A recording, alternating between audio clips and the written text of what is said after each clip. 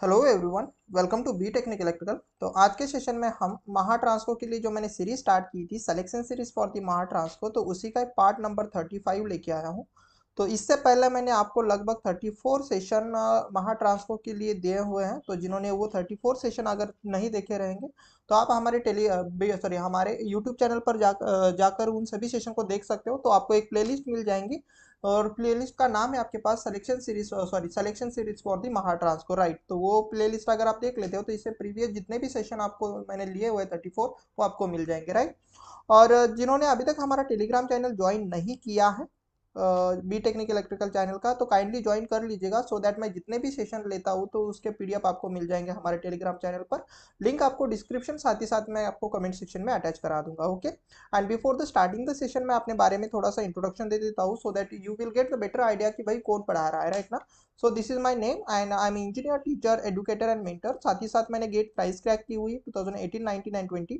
और मेरा सिलेक्शन हुआ है assistant engineer in Mahatransco, assistant engineer in Mahagenco, junior engineer in Mahagenco, junior engineer in Mahadiscom. और उससे भी ज़्यादा इंपॉर्टेंट मुझे लगभग 4.5 साल का टीचिंग एक्सपीरियंस है in both online as well as offline field.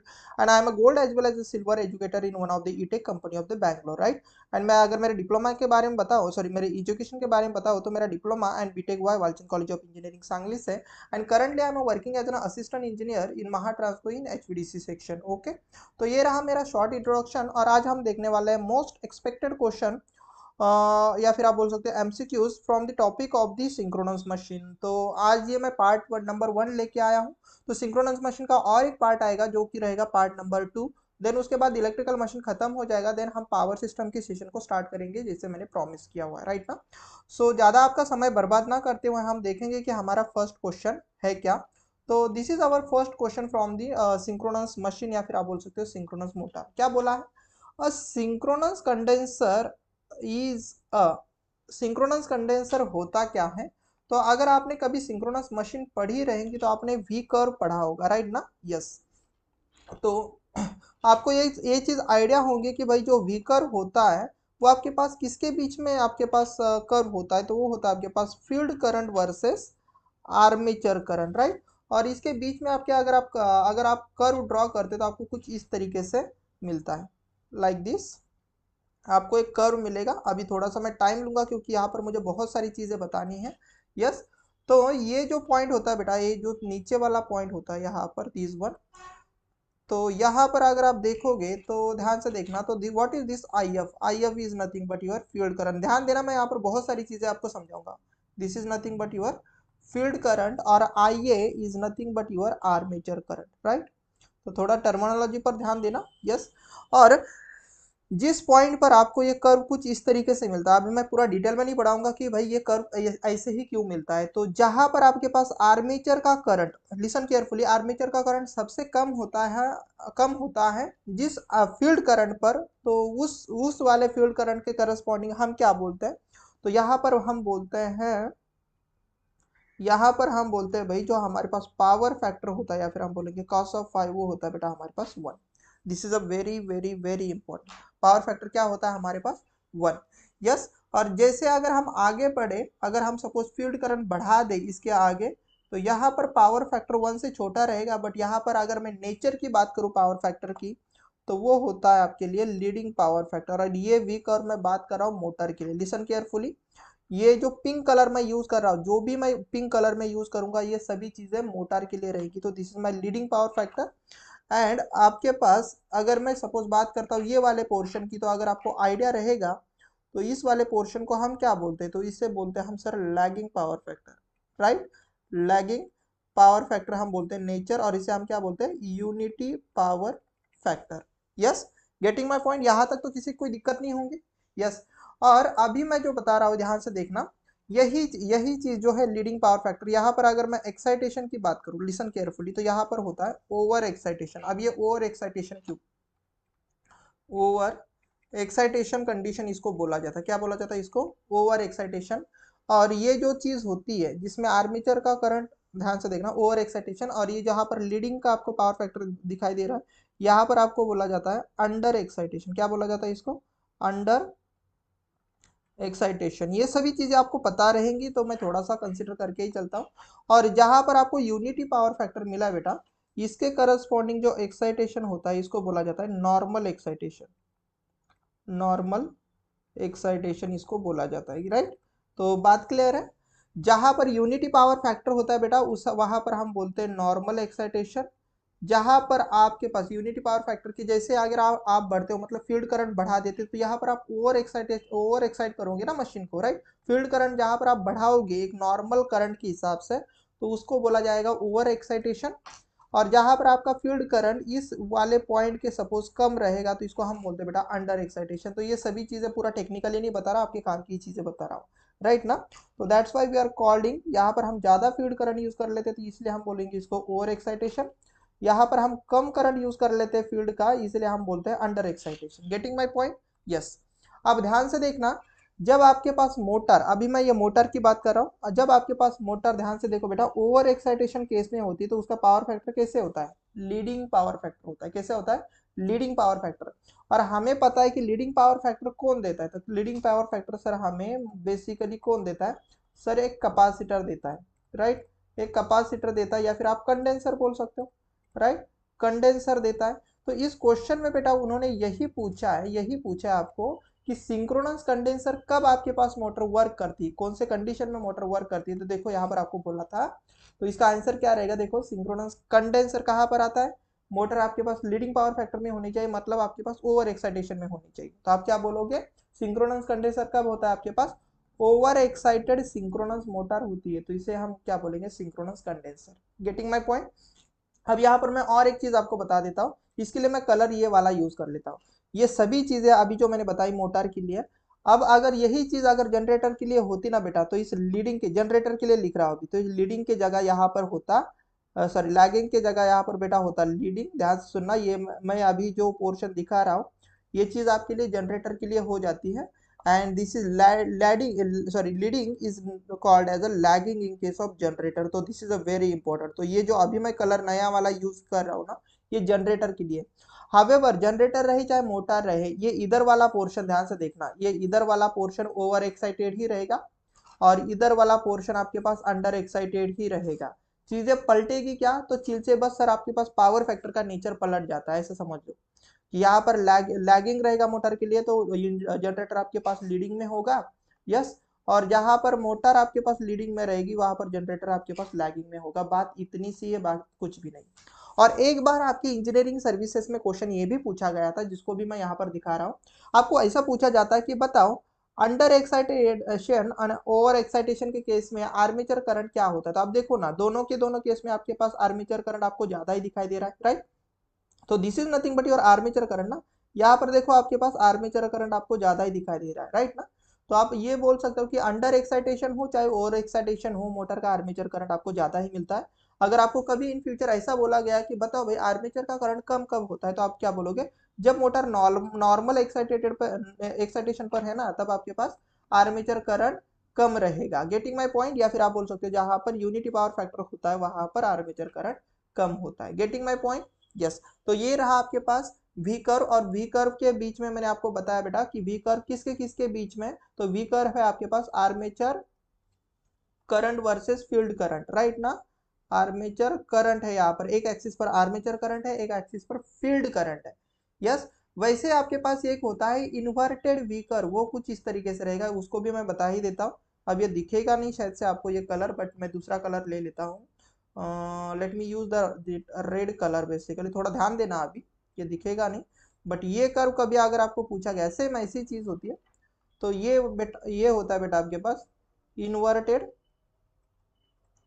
Inverted V curve, okay. और ये किसके बीच में होता है? तो इसमें ये वाला जो एक्सिस है ना, ये वाला एक्सिस सेम ही होता है, बट इस आर्मेचर एक्सिस की जगह पर यहाँ पर आ जाता है पावर फैक्टर। तो याद रखना, जो इन्वर्टेड कर्व होता है, this is a curve between your power factor and arma field current.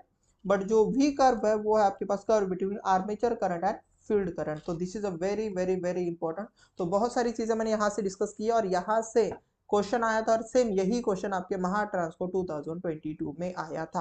अब मुझे बताओ कि कितने आसान से क्वेश्चन पूछे गए थे 22 में, राइट ना। कितना आसान सा प्यारा सा क्वेश्चन पूछा गया था कि बताओ मतलब ये सेम क्वेश्चन नहीं था भाई, ऐसा ही मिलता जुलता क्वेश्चन था कि उन्होंने बोला था कि जब ओवर एक्साइटेड सिंक्रोनस मोटर रहेगी तो किस तरीके से काम करेगी, तो सिंक्रोनस कंडेंसर, राइट ना। यस, गेटिंग, आई होप ये चीजें समझ में आ गई होंगी। चलो हम आगे देख लेते हैं। और ये क्वेश्चन क्या बोला गया है, शायद से यही है, मैंने अभी अभी बताया आपको। V curve, the V curve of the synchronous motor are the constant power plot of, किसके बीच में आपके पास पावर का प्लॉट है, मैंने अभी अभी बोला था किसके बीच में आपके पास ये होता है बेटा कर्व। तो मैंने बोला था कि ये कर्व आपके पास किसके बीच में है, तो V कर्व याद रखना। V कर्व अगर कभी बोला गया तो ये दो इसके बीच में कर्व होता है, एक होता है आपके पास फील्ड करंट और एक होता है आपके पास armature current. Getting my point. अब फील्ड करंट को ही एक्साइटेशन बोल देते हैं, याद रखना। Field current is also known as excitation. और आर्मेचर करंट को हम मोटर का करंट बोल सकते हैं, मोटर करंट बोल सकते हैं बेटा। Yes, armature current is also known as motor current. या फिर आप यस, ये चीज समझ में आ गई। आर्मेचर करंट या तो मोटर करंट से बात सेम ही है, फील्ड करंट या तो एक्साइटेशन करंट बात सेम ही है, राइट। तो ये चीज आपको पता होनी चाहिए। तो इसको इस क्वेश्चन का क्या आंसर रहेगा, तो आप क्या बोलोगे सर, वी कर्व किसके बीच में है, तो आप बोलोगे सर इसका आंसर क्या रहेगा बच्चा, sir motor current versus excitation, इसके बीच में आपके पास वी कर्व होता है। इन फ्यूचर अगर यही क्वेश्चन आपके लिए इन्वर्टेड वी कर्व के लिए पूछा जाए, तो अभी मैंने बोला था इन्वर्टेड वी कर्व के बारे में अगर पूछा जाए तो आप क्या बोलोगे बताओ। तो आप वहां पर ये बोलोगे कि सर इसमें भी आपके पास जो फील्ड करंट है वो होता है, या फिर हम बोलेंगे एक्साइटेशन होता है, वो होता ही है एक्साइटेशन करंट, वो तो सर फिक्स ही है। बट इसमें बेटा आपके पास जो दूसरा एक्सिस होता है वो होता है आपके पास पावर फैक्टर। ये क्या है आपके पास, पावर फैक्टर। पावर फैक्टर के बीच में आपके पास ये कर्व होता है। तो अगर आपके पास वी कर्व से क्वेश्चन आएगा तो आप गलती नहीं करोगे। तो पूरी कंसेप्ट मैं यहाँ पर बताने की कोशिश कर रहा हूँ, तो होपफुली आपको चीजें समझ में आ रही होंगी। ओके, चलो नेक्स्ट क्वेश्चन देख लेते हैं। और नेक्स्ट क्वेश्चन है क्या, ये ऐसे क्वेश्चन भी आते हैं, क्या बोला, अ 10 पोल 25 हर्ट्ज अल्टरनेटर, एक अल्टरनेटर है जिसके 10 पोल है, 25 हर्ट्ज है, और आपके पास एक अल्टरनेटर है और वो कैसा directly coupled to and driven by the 60 hertz synchronous motor. किसको कनेक्टेड है भाई, ये सिंक्रोनस मोटर के लिए कनेक्टेड है जिसकी फ्रीक्वेंसी 60 हर्ट्ज है। देन उन्होंने बोला है then the number of pole in the synchronous motor के कितने पोल रहेंगे। अब ये क्वेश्चन किसी किसी को समझ में आ गया होगा, किसी किसी को नहीं, तो मैं सबको कंसिडर करके चलता हूँ कि अगर आपको नहीं समझा तो आप अब ध्यान से देखना कि suppose we have a two machine, ये कि हमारे पास ये सिंक्रोनस जनरेटर। अब सिंक्रोनस जनरेटर वाले भाई साहब का ही दूसरा नाम पता होगा ना आपको, तो इसको हम बोलते हैं बच्चा अल्टरनेटर। अल्टरनेटर है आपके पास। और उन्होंने ये बोला है कि ये जो अल्टरनेटर वाले भाई साहब है ना, ये इस तरीके से मैकेनिकली कपल्ड है। किससे कनेक्टेड है आपके पास, ये मैकेनिकली कनेक्ट, इनके शाफ्ट आपके पास मैकेनिकली कनेक्टेड है सिंक्रोनस मोटर से। किससे कनेक्टेड है इनका शाफ्ट, सिंक्रोनस मोटर से कनेक्टेड है। और ऑब्वियस सी बात है अगर ये सिंक्रोनस जनरेटर है, yes yes, synchronous is directly coupled to the driven by, नहीं नहीं नहीं, ऐसा ही कुछ बोला है क्या, ओके ओके, सिंक्रोनस मोटर से आपके पास कनेक्टेड ऐसा उन्होंने बोला है। अब ये इलेक्ट्रिसिटी क्रिएट करेंगे ऐसा उन्होंने बोला है, कुछ इस तरीके से, correct correct correct, I am correct, इस तरीके से कनेक्टेड है। और ये मोटर को कुछ ना कुछ सप्लाई आया होगा, यहाँ से सपोज ये सप्लाई आया होगा वट एवर। अब ये कितने सप्लाई है मुझे नहीं पता, बट इसकी फ्रीक्वेंसी उन्होंने बोली है 60 हर्ट्ज है। इसकी फ्रीक्वेंसी कितनी है, 60 हर्ट्ज है, मोटर की फ्रीक्वेंसी 60 हर्ट्ज। और ये अल्टरनेटर जो आपके पास फ्रीक्वेंसी दे रहा है भाई सिस्टम को, यहाँ से आपके पास बाहर सप्लाई देगा ना RYB, तो इसकी फ्रीक्वेंसी इनकी 25 हर्ट्ज ऐसा उन्होंने बोला है। और जो अल्टरनेटर वाले भाई साहब है इनके नंबर ऑफ पोल 10 है। तो आपको पूछा गया है कि बताओ इस मोटर वाले भाई साहब के कितने पोल रहेंगे। तो यहाँ पर बस सिंपल सी आसान सी बात है बच्चा, जब इनके दो शाफ्ट अगर कनेक्टेड रहेंगे, क्योंकि ये मैकेनिकली ड्रिवन कर रहे हैं ना, शाफ्ट अगर कनेक्टेड रहेंगे तो वॉट एवर द स्पीड जो आपके सिंक्रोनस मोटर की रहेगी, suppose speed of motor is same as the speed of generator, right, ऐसा हम बोल सकते हैं। Getting my point, right. तो वॉट एवर द स्पीड, जिस स्पीड से आपके पास मोटर घूमेगी उसी स्पीड से तो आपके पास जनरेटर भी घूमेगा ना बच्चा। यस, समझ में आ रहा है ना ये चीज, यस। तो स्पीड ऑफ हम जनरेटर बोल सकते हैं। तो मैं ऐसा बोलता हूँ क्या कि speed of generator is equal to speed of motor, yes. अब मुझे बताओ ये मशीन कौन सा है सर, आप बोलोगे ये सिंक्रोनस जनरेटर है, ये सिंक्रोनस मोटर है। क्यों हम इसको सिंक्रोनस बोलते हैं पता है, इसको हम इसीलिए सिंक्रोनस बोलते हैं सर क्योंकि ये दोनों भी सिंक्रोनस स्पीड से ही रोटेट करेंगे। इसका मतलब अगर मैं सिंक्रोनस मोटर की स्पीड निकालू सर तो वो क्या रहेगी 120 F डिवाइडेड बाई पी। ये सपोज ये मोटर की है, यस सिंक्रोनस स्पीड। वैसे ही अगर सर मैं सिंक्रोनस स्पीड बोलूँ, सिंक्रोनस स्पीड बोलो अगर मैं हमारे जनरेटर वाले भाई साहब की, तो वो क्या रहेगी sir 120F divided by P. अब मुझे दोनों की सिंक्रोनस स्पीड इक्वल करनी पड़ेगी ना सर, क्यों बच्चा, सर दोनों के दोनों सेम शाफ्ट पर है, तो इसीलिए हम क्या करेंगे सर, ये मोटर को सपोज मैं सफिक्स 2 बोल देता हूँ और मोटर को सभी के लिए सफिक्स 2, जनरेटर के लिए 1 1 बोल देता हूँ। तो इस हिसाब से मैं क्या ऐसा नहीं बोल सकता कि 120F1 divided by P1 is equal to 120F2 divided by P2 बोल सकता हूँ ना, यस। तो मुझे बोला हो कि ये 120 कैंसिल आउट हो जाएगा कि नहीं बेटा, यस डेफिनेटली। तो F1 की वैल्यू कितनी है, तो F1 is nothing but, motor के लिए बोला था ना, नहीं जनरेटर के लिए बोला था ना, तो जनरेटर की फ्रीक्वेंसी 25। पोल कितने मोटर के पास, जनरेटर के पास 10। और आपको बोला कि भाई मोटर की फ्रीक्वेंसी कितनी है 60 हर्ट्ज, और बोले कि पोल कितने रहेंगे मोटर के, तो आप बोलोगे सर 5 2 जा, बोलो सर ये 2 टाइम्स 10 कट जाएगा, ये 5 5 जा, और ये कितना हो जाएगा भाई, ये 12 टाइम्स काटेगा। तो P2 की वैल्यू कितनी हो जाएगी sir 12 multiply by 2, that means sir motor के पास कितने पोल रहेंगे सर, आप सभी बच्चे बोलोगे सर 25। अब यहाँ पर कमेंट को ये ना बोले कि सर आप बहुत टाइम लेते हो। याद रखो बेटा, मैं यहाँ पर ना कितना मैं स्मार्ट हूँ या फिर कितना मैं एक्सपर्ट हूँ ये चीज बताने के लिए नहीं हूँ, मैं इसलिए हूँ कि आपको क्वेश्चन समझा सकूँ। गेटिंग माई पॉइंट, क्योंकि बहुत सारे बच्चे शायद से मेरे बहुत पहले आंसर निकाल चुके होंगे, बट मैं हर एक चीज वो बताता हूँ जिससे अगर एक कोई नॉर्मल बंदा भी देख रहा है तो वो भी समझ आए, उसको भी समझ में आए, और कोई एक्सपर्ट भी देख रहा है तो भाई वो भी कुछ ज्यादा और चीजें गेन कर पाए, राइट ना। तो यहाँ पर मैं अपनी एक्सपर्टीज नहीं दिखा रहा, मैं अगर अपने एक्सपर्टीज के हिसाब से बोलूँ ना तो मेरे लिए ना, मेरे हिसाब से ये 10 सेकंड का भी क्वेश्चन नहीं है, ओके। सो यहाँ पर मुझे जज ना करे कोई कि सर इतने मतलब आप इतना टाइम लेते हो, यस। तो मैं पढ़ा रहा हूँ बेटा, पढ़ाने में और खुद को सॉल्व करने में अंतर होता है, ओके। चलो आगे का क्वेश्चन देख लेते हैं क्या बोला है। असिंक्रोनस मोटर, सबसे पहले मोटर है कि जनरेटर है ये चीज पता होनी चाहिए, तो मोटर की बात की है। Speed is controlled by the varying, क्या क्या वैरी करने से आपके पास स्पीड कंट्रोल होगी। तो सिंक्रोनस मोटर है तो भाई सिंक्रोनस स्पीड की बात की जाएंगी, तो what is the formula of synchronous speed 120F divided by P, yes. तो इसमें से मतलब सर जो सिंक्रोनस स्पीड है वो डायरेक्टली प्रोपोर्शनल टू फ्रीक्वेंसी है, एंड जो सर सिंक्रोनस स्पीड है वो इनवर्सली प्रोपोर्शनल टू पोल है। ये दो चीजें तो अभी तक हमें मिली है। यहाँ पर देखो एक्साइटेशन करंट की बात नहीं, तो ये तो ऑप्शन भी नहीं होगा। यहाँ पर एक्साइटेशन करंट से हम स्पीड नहीं कंट्रोल करते, राइट ना, यस।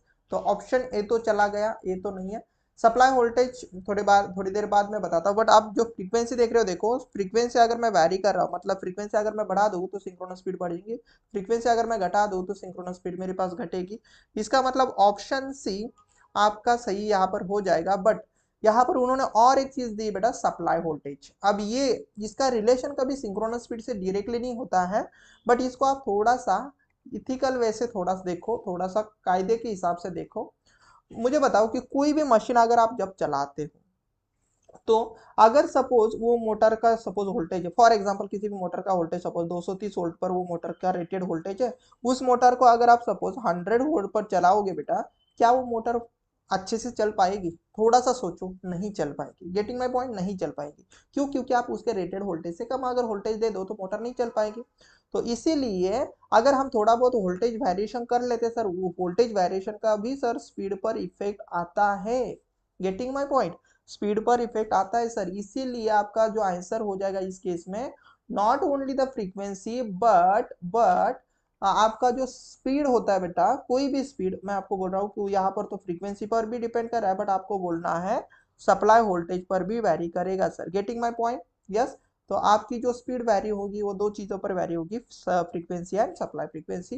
तो इस क्वेश्चन का जो आंसर रहेगा बच्चा वो रहेगा both supply voltage and frequency. तो आप में से बहुत सारे लोगों ने कमेंट किया था सर आप ना थ्योरी क्वेश्चन ज्यादा लेके आओ, तो इसीलिए मैं थ्योरी ज्यादा लेके आ रहा हूँ, नहीं तो मैं न्यूमेरिकल बहुत ज्यादा लेता हूँ, राइट। चलो अब ये बहुत ही प्यारा सा और नन्हा सा कंसेप्ट है, क्योंकि ये चीज आपको पता होनी चाहिए। क्या बोला है देखो क्वेश्चन में, उन्होंने बोला है द स्टिफनेस और synchronising power coefficient of the synchronous machine is given by, yes. अब जिसको पता रहेगा वो तो भाई सबसे पहले तो इसका आंसर ला के देगा, यस। सबसे पहले इसका आंसर ला के देगा। बट जिसको नहीं पता है कि what is mean by the stiffness coefficient या फिर what is mean by the synchronising coefficient, तो इसको मैं थोड़ा सा डिटेल में पढ़ाता हूँ। यस, इसके और भी नाम है, वो भी मैं आपको बताऊंगा, थोड़ा सा हम डिटेल में पढ़ेंगे। यस, तो यहाँ पर बेटा थोड़ा ध्यान से देखना, यहाँ पर 2-3 नाम रहते हैं। एक होता है स्टिफनेस, स्टिफनेस स्लैश करके मैं लिखता हूँ स्टिफनेस, या तो आप इसी को ही बोलते हैं ना सिंक्रोनाइजिंग, मैं पूरा नहीं लिखूंगा, synchronising power coefficient, synchronising power coefficient, थोड़ा टाइम लूंगा मैं इस क्वेश्चन के लिए, कोएफिशिएंट। या फिर इसका दूसरा भी नाम होता है बेटा जिसे हम बोलते हैं रिजिडिटी, रिजिडिटी फैक्टर। यस, या फिर आप बेटा इसी का नाम बोलते हो stability factor. Let me pick up the call, then मैं इसको कंटिन्यू कराता हूँ। ओके, स्टेबिलिटी फैक्टर हम बोलते हैं।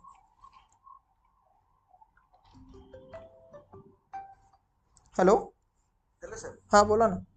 सर ते आजेगावचं जे रिडिंगचा इश्यू आहे ना, हाँ आपल्या साहेबांसोबत बोललो. ओके आपले मागच्या जून महिन्यापासूनचे आपले बिलाच्या प्रिंट आउट काढल्या होत्या, हाँ हाँ म्हणजे आपल्याला रिडिंग मॅच करायसाठी. ओके ओके जून महिन्याची जी रिडिंग आली होती आपल्याला, म्हणजे जुलै महिन्यात जे बिल आलं हाँ त्याच्यावर ते रिडिंग ओके होते. बरं म्हणजे बिलावरची रिडिंग आणि मीटरवरची रिडिंग ही सेम होती. तिथं आपल्याला प्रॉब्लेम नव्हता त्या बिलापर्यंत. Okay okay, sorry for the interruption. आप सोच रहे होंगे सर का आवाज़ आ रहा है, तो मैं भूल गया था रिकॉर्डिंग स्टॉप करने के लिए, बट वॉट एवर आप कंसिडर कर सकते हो इतनी चीज़ें। हाँ, तो मैं बात कर रहा था स्टिफनेस या तो सिंक्रोनाइजिंग पावर कोएफिशिएंट की। तो मैं बहुत सारे नाम आपको दिया बच्चा, इसी का नाम होता है stiffness coefficient, synchronising power coefficient, rigidity factor, या तो आप बोलते हो स्टेबिलिटी फैक्टर, राइट ना। यस, और इसको हम दिखाते हैं PSY से, पी सिंक्रोनाइजिंग पावर जिसे हम बोलते हैं ना। यस, इसे हम दिखाते हैं। तो बेटा ये क्या होता है, तो बेसिकली ये जो आपके पास पावर होती है ना, एक्चुअल पावर, सिंक्रोनस मशीन की एक्चुअल पावर क्या होती है, एक्टिव पावर, तो वो होती है ना आपके पास sir excitation voltage multiply by sir terminal voltage into synchronizing reactors into sine of delta, यही होता है ना बेटा। यस, तो जो आपके पास आउटपुट पावर मिलती है ना, यस, तो इसका अगर हम रेट ले ले, बेसिकली इसका रेट ले ले मतलब क्या, इसका अगर हम डेरिवेटिव ले ले with respect to this delta, with respect to this delta, तो हमें जो भी रेट मिलता है वही होता है हमारे पास स्टिफनेस कोएफिशिएंट। मतलब अगर मैं इसका डेरिवेटिव ले लूँ P बाय P डेल्टा, तो किसका, इसका इस इक्वेशन का, तो क्या मिलेगा देखो सर, E ऑफ डी, चलो आपको एक स्टेप में एक्स्ट्रा की बताता हूँ। तो E of D delta in bracket E V upon x of S into sine of delta, ये चीज़ मिलेगी। इसको अगर हम देखें तो इसमें देखना ई वी अपॉन एक्स, ये तो कांस्टेंट है तो इसका कोई डेरिवेटिव नहीं रहेगा, तो डेरिवेटिव किसका होगा, तो डेरिवेटिव होगा सर किसका बच्चा, सर साइन ऑफ डेल्टा का रहेगा। Getting my point. यस, तो थोड़ा सा आगे देखना, तो ये क्या मिलेगा, E V upon X S into sine का डेरिवेटिव क्या होता है, तो आप बोलोगे sir cos of delta. Getting my point. Yes, तो ये जो भी चीजें मिल रही है P by P delta, D by D, D P by D delta, this is nothing but your synchronising power coefficient. Yes, तो ये क्या है हमारे लिए, सिंक्रोनाइजिंग पावर कोएफिशिएंट। या तो आपको एग्जाम में सिंक्रोनाइजिंग पावर कोएफिशिएंट नाम से बोले, या फिर स्टिफनेस बोले, या तो रिजिडिटी फैक्टर बोले, या तो स्टेबिलिटी फैक्टर बोले, बच्चा बात एक ही है, ये चीज आपको पता होनी चाहिए। अब इसको थोड़ा सा मैं आपको फिजिकली भी बताता हूँ कि ये चीज है क्या। तो देखो बेटा, अगर आपको एक चीज पता रहेगी कि अगर मैं इसको सपोज ड्रॉ करता हूँ, एक्टिव पावर को अगर ड्रॉ करता हूँ with respect to this delta angle, तो आप ड्रॉ कैसे करोगे, आप कुछ इसी तरीके से ड्रॉ करते हो ना। यस, अभी मैं फ्री हैंडेड ही निकाल रहा हूँ, चलो थोड़ा सा अच्छे निकालते हैं, we have a technology, right. तो अभी मैं यहाँ से इसका कर्व कुछ इस तरीके से निकालता हूँ, तो आपका कर्व ऐसे ही होता है ना। Yes, getting my point. Yes, तो बेटा ये क्या हुआ आपके पास, ध्यान से देखना, तो ये हुआ आपके पास क्या, this is my P, that is E into V into X of S into sine of delta वाला कर्व, राइट ना, यहाँ पर पावर। अब इसका अगर मैं डेरिवेटिव ले रहा हूँ तो देखना ये साइन वाला फंक्शन है, दिस इज साइन वाला फंक्शन, अब डेरिवेटिव जब मिला है वो कॉस वाला फंक्शन है, तो इसका मतलब सर अगर मैं इसका कॉस वाला फंक्शन ड्रॉ करूंगा तो कैसे मिलेगा, तो आप बोलोगे सर जहाँ पर मैक्सिमम सर चीजें मिली है वहां पर कॉस के लिए जीरो चीजें मिलती है, और जहाँ पर साइन जीरो होता है वहां पर कॉस मैक्सिमम होता है। तो अगर मैं इसका कर्व ड्रॉ करूंगा तो बेटा कुछ इसी तरीके से मिलेगा ना। यस, थोड़ा सा समझने की कोशिश करना, लाइक दिस। यस, तो ये जो चीज है बच्चा, तो ये सिंक्रोनाइजिंग पावर कोएफिशिएंट का ये कर्व कुछ इस तरीके से मिलेगा, कुछ इस तरीके से मिलेगा आपको। कैसे, थोड़ा सा ये दे दो मुझे, क्या हुआ, यस, ये जो कर्व मिला आपके पास, ये जो है ना बेटा, ये सिंक्रोनाइजिंग पावर मिली बेसिकली, जो आपके पास क्या है, ई V upon access into sign, नहीं भाई यहाँ पर कॉस आता है, याद रखना सिंक्रोनाइजिंग के लिए कॉस ऑफ डेल्टा आ रहा है। तो ये कहना चाहता है कि जब तक आपके पास डेल्टा 0 से लेकर 90 तक है, तो तब तक आपके पास मशीन, जो मशीन रहेगा सिंक्रोनस मशीन, मोटर है या फिर अल्टरनेटर है, वॉट एवर आपके पास, तो ये बेटा आपके पास स्टेबल कंडीशन में होता है। किस में होता है, स्टेबल कंडीशन में होता है। जैसे आप डेल्टा की वैल्यू ग्रेटर देन 90 पर पहुंचते हो, तो ये जो रीजन है इसे हम क्या बोलते हैं, अनस्टेबल ही बोलते हैं ना। Yes, yes, getting my point, ये सभी को पता होगा। और यहाँ पर हमारे पास डेल्टा की वैल्यू कितनी होती है बच्चा, 90 होती है, गेटिंग 90 होती है। और अगर आपको कभी इन फ्यूचर कभी पूछा कि अगर आपको मैक्सिमम पावर चाहिए, पी मैक्स अगर चाहिए, तो मुझे बताओ कौन सा एंगल पर आपको दिखाई दे रहा है, तो आप बोलोगे सर पी मैक्स अगर मुझे चाहिए सर, उस समय हमारे पास कभी डेल्टा पूछा तो आप बोलना 90 डिग्री रहता है। तो ये भी कई बार क्वेश्चन पूछा जाता है बेटा, इसीलिए ये चीज याद रखना। तो होपफुली आपको चीजें समझ में आ गई होंगी। तो सिंक्रोनाइजिंग पावर का ये वाला फॉर्मूला मिला है, तो इससे मिलता जुलता वाला आपके पास ऑप्शन कहाँ पर है, तो देखो आपके पास ऑप्शन नंबर बी में। बहुत ही इंपॉर्टेंट क्वेश्चन है ये, बहुत ज्यादा इंपॉर्टेंट, इसको अच्छे से देख लेना बेटा, और उम्मीद करता हूँ कभी भूलोगे नहीं। यस, कभी भी भूलोगे नहीं बेटा। ओके चलो देख लेते हैं नेक्स्ट क्वेश्चन है क्या। एंड ये भी क्वेश्चन बहुत ही प्यारा सा नसा बोला, क्या बोला है, maximum power for a given excitation in a synchronous motor is developed when the power angle is equal to, अभी अभी मैंने बताया, अभी अभी मैंने ये अभी बताया, मैं देखो मैंने जो डिस्कशन करता ना उससे भी रिलेटेड ये क्वेश्चन आ चुका है। तो मैंने अभी बताया था ना बेटा कि अगर आप मैक्सिमम पावर लेते हो, मैक्सिमम पावर लेते हो, तो ये सपोज यहाँ पर हम पावर वर्सेस पावर वाला एक्सिस है और ये डेल्टा वाला एक्सिस है, तो here we are getting the maximum power और नॉट, यस, हाँ या ना। यहाँ पर आप मैक्सिमम पावर गेन मतलब मिलती है कि नहीं मिलती है आपको, राइट। तो अगर आपको यहाँ पर मैक्सिमम पावर मिलती है, तो यहाँ पर मैंने अभी अभी बोला बेटा आपको कि what is the value of delta, तो दिस इज साइनोसाइडल टर्म ना, तो बच्चा बच्चा बोल देगा सर डेल्टा की वैल्यू हो जाती है 90। Getting my point, yes, getting my point. तो this is a very very very important, और ये अभी अभी हमने देखा कि ये चीज जो होती है बेटा, ये होती है हमारे लिए स्टेबल, याद रखना ये सभी चीजें स्टेबल ऑपरेशन है। इससे आगे हमारे पास अनस्टेबल ऑपरेशन हो जाता है मशीन का। इक्वल एरिया क्राइटेरिया जब आप पढ़ते होंगे ना, तो यही चीज आप देखते होंगे, राइट ना, यस। तो इसीलिए अगर हम प्रैक्टिकली देखें बेटा, प्रैक्टिकली हमारे डेल्टा की वैल्यू, भले हमें पी मैक्स हमें पता है 90 पर रखने पर पी मैक्स आपको मिल जाता है, डेल्टा की वैल्यू 90 रखेंगे तो पी मैक्स मिल जाएगा। बट अगर हम प्रैक्टिकली देखें तो डेल्टा की वैल्यू हम 60 से लेके 70 डिग्री के बीच में रखते हैं। क्यों, क्योंकि हम ये नहीं चाहते कि गलती से भी हमारा जो अल्टरनेटर है या फिर जो भी सिंक्रोनस मशीन है वो अनस्टेबल रीजन में चला जाए। यस, 90 के नजदीक रखना रिस्की काम हो जाता है, तो इसीलिए हम डेल्टा की वैल्यू कहीं ना कहीं इसके रेंज में रखते हैं। यस, किसी किसी बुक में 45 डिग्री से लेके 70 डिग्री तक भी आ जाता है, तो ऑप्शन के हिसाब से आप देख लेना कौन सा मैच करता है, बट प्रैक्टिकली ये रेंज होती है 60 से लेके 70 डिग्री। तो ये प्रैक्टिकल रेंज आप कंसिडर कर सकते हो। ओके, ये बुक टू बुक वेरी हो जाएंगी, तो इसको देख लेना अच्छे से। बट यही चीज हमने बोली थी कि मैक्सिमम अगर आपको पावर चाहिए तो 90 डिग्री पर मिल जाएगा। यस, पावर एंगल इसको बोला जाता है, this is nothing but your power angle. Yes, power angle बोला जाता है। और यही बेटा आपके पास टॉर्क एंगल भी होता है, पावर एंगल, या फिर आप इसी को ही टॉर्क एंगल भी बोल सकते हो। क्यों, क्योंकि मैं आपको बताता हूँ, ध्यान से देखना। देखो, आप सभी को पता होगा कि जो पावर होती है इलेक्ट्रिकल में, वो आपके पास क्या होती है सर, एंगुलर स्पीड, या फिर आप ऐसा बोल दो कि जो पावर होती है सर वो प्रोपोर्शनल टू टॉर्क होती है। तो पावर पे प्रोपोर्शनलिटी हटा देंगे तो यहाँ पर क्या आ जाएगा सर, एक स्पीड आ जाएगी, angular speed multiply by torque, right. तो ये एंगुलर जो स्पीड है, इसको सपोज मैं इधर लेके आऊँ, तो आपके पास टॉर्क क्या बनेगा, तो power divide by angular speed. Getting my point. तो इसका मतलब जो टॉर्क है प्रोपोर्शनल टू सर पावर है। यस, तो अगर आप देखोगे तो टॉर्क प्रोपोर्शनल टू पावर है, मतलब टॉर्क आपके पास किस पर प्रोपोर्शनल हो सकता है, तो आपके पास साइन ऑफ डेल्टा पर ही प्रोपोर्शनल हो जाएगा, राइट। तो इसका मतलब सर जो पावर का एंगल है वही हमारे लिए इस टॉर्क का भी तो एंगल है ना। यस, तो इसीलिए हम इस डेल्टा को दो नाम दे सकते हैं, या तो हम इसको बोलेंगे सर पावर एंगल,